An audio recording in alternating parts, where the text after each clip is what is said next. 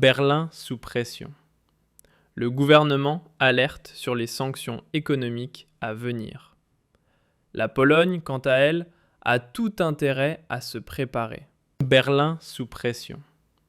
Le gouvernement alerte sur les sanctions économiques à venir. La Pologne, quant à elle, a tout intérêt à se préparer. Pourquoi ? Parce que le masque est tombé. Parce qu'enfin, on parle ouvertement de ce que tout le monde sait, mais que personne n'osait dire. Un jugement de la Cour fédérale a secoué l'Allemagne, et l'AfD ne se laisse plus museler. Un salut à ceux qui, lorsqu'ils entendent le mot état de droit, ne pensent pas d'abord à l'intimidation et à l'hypocrisie. Que s'est-il passé ? Le président polonais Nawro se rend à Berlin et, au lieu de remercier les contribuables allemands pour les milliards investis, il se permet de jeter de nouvelles exigences dans le débat. 1,3 trillion d'euros de réparation pour la Seconde Guerre mondiale. Une insolence sans pareille. Mais ce n'était que le début, car pendant que la Pologne exige des compensations de manière bruyante, un événement juridique survient qui bouleverse complètement l'équilibre des pouvoirs. La Cour fédérale déclare : l'Ukraine a attaqué militairement l'Allemagne. Oui, vous avez bien entendu. Le sabotage des pipelines Nord Stream était une attaque contre l'approvisionnement énergétique allemand, réalisée par une unité directement sous le commandement de la direction militaire ukrainienne. Et que fait la Pologne ? Elle cache l'un des principaux suspects, refuse son extradition. Protection des terroristes. Et cela de la part d'un partenaire de l'UE. Et maintenant, on se demande vraiment, ils nous prennent pour des idiots ? On injecte des milliards dans l'Ukraine, on accepte des pertes économiques, on ruine notre économie, et voilà que ce pays est justement derrière le plus grand acte de sabotage contre l'Allemagne depuis 1945. Et la Pologne joue le rôle de complice, protège les coupables et, dans le même souffle, exige des réparations. Ce n'est pas un hasard, c'est un calcul politique. Les médias grand public se taisent. Pas de spécial ARD, pas de ZDF spécial. Au lieu de cela, ils défendent aveuglément ce qu'ils appellent la communauté de valeurs. Et pendant ce temps, un tribunal allemand prend la parole et dit les choses clairement. Dans la décision de la Cour fédérale de justice, il est stipulé que les pipelines Nord Stream avaient principalement des fins civiles et ne constituaient pas une cible militaire légitime. Cela signifie, en clair, c'était une attaque illégale contre l'infrastructure allemande, une attaque contre notre souveraineté. Et l'Allemagne se fait toute petite. Mais pas tout le monde. Car il y a Kai Gottschalk, AfD, qui se lève et dit « Assez de l'humiliation ». Si la Pologne est vraiment impliquée dans ce sabotage, et beaucoup d'éléments le laissent penser, alors ce n'est pas l'Allemagne qui doit quelque chose à la Pologne, mais l'inverse. 1,3 trillion d'euros de réparation à l'Allemagne. C'est la riposte qui doit frapper. Parce que quel genre d'Europe est-ce où des pays comme la Pologne protègent les coupables et en même temps réclament des milliards ? Et cela devient encore plus audacieux. Le Premier ministre polonais, Donald Tusk, déclare publiquement que l'extradition du suspect principal ne serait pas dans l'intérêt national ni dans l'intérêt de la Pologne. En d'autres termes, livrer un suspect impliqué dans la destruction des infrastructures allemandes Quelle sorte de partenariat est-ce? Un partenariat où nous payons, restons silencieux et nous laissons insulter. Et voici le comble. Le même gouvernement polonais qui protège les coupables a fait campagne sur le dos de l'Allemagne. Des slogans anti-allemands, de la haine contre Berlin, le programme complet. Et notre gouvernement reste silencieux. En tête, Friedrich Merz. Où est l'indignation? Où est la conséquence? Si cela s'était passé dans l'autre sens, la Pologne aurait été frappée par des sanctions depuis longtemps. Mais contre l'Allemagne, tout est permis. Pourquoi? Parce que nous ne réagissons plus, parce que nous sommes devenus un pays qui se renie lui-même. Mais cela change, justement, en ce moment. La vérité éclate au grand jour. Les faits ne peuvent plus être niés. Le service scientifique du Bundestag a été totalement ridiculisé par la Cour fédérale.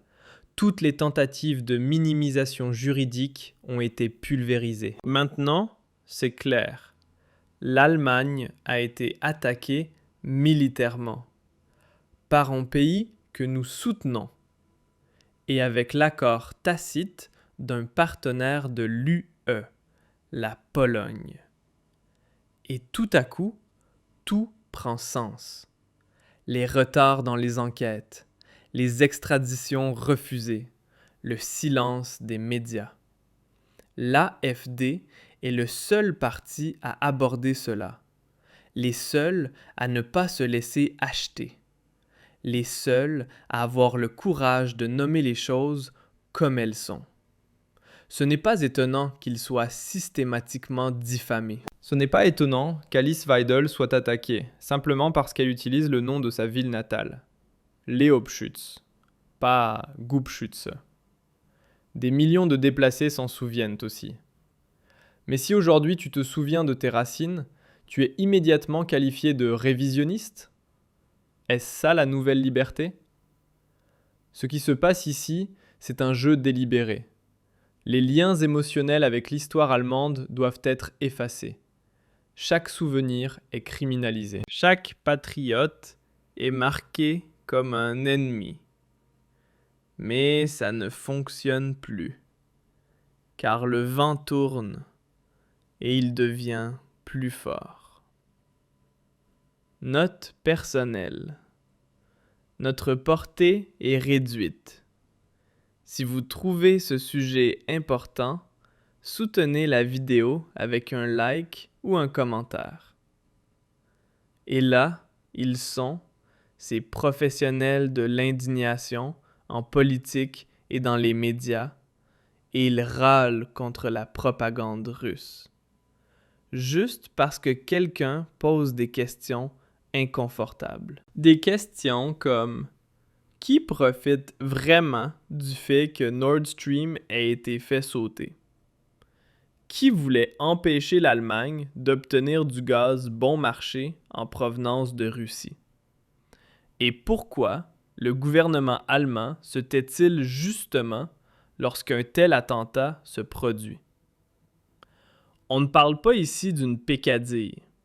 On parle d'un acte d'agression militaire sur le territoire allemand, contre notre infrastructure énergétique, contre notre souveraineté. Et le jugement de la Cour fédérale de justice est clair.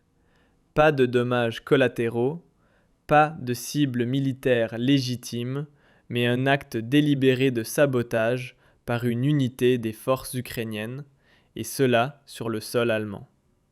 Petite interruption. Pendant que vous regardez cette vidéo, le gouvernement prépare des choses qui vous concerneront, que vous le vouliez ou non. La question est, avez-vous un plan? Si ce n'est pas le cas, cliquez sur le lien sous cette vidéo. Notre nouveau système de préparation aux crises vous montre exactement comment vous protéger légalement, financièrement et pratiquement avant que la prochaine grande mesure n'arrive.